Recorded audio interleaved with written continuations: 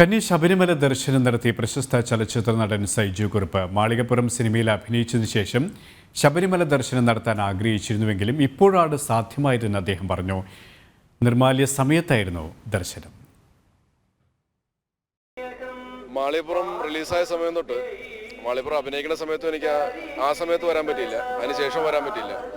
First day show കഴിഞ്ഞതിന് ശേഷം അമ്മയുടെ അന്നോട്ടുള്ള ആഗ്രഹമാണ് എന്നെ കൊണ്ട് മല ചവിട്ടിക്കണമെന്നുള്ളത്. പിന്നെ ഓരോ കാരണവശാലും എനിക്ക് വരാൻ പറ്റിയില്ല, മണ്ഡലകാലത്ത് വരാൻ പറ്റിയില്ല. ഫെബ്രുവരിയിൽ പറഞ്ഞ പോലെ കുറച്ച് ദിവസം ഫ്രീ ആയതുകൊണ്ട് വരാനും പറ്റി. അപ്പം അങ്ങനെ ആദ്യമായിട്ട് കന്യാസ്വാമിയായ എൻ്റെ മകനെയും കൂട്ടി വന്നു. നല്ല എക്സ്പീരിയൻസ് ആണ് ഇവിടെ.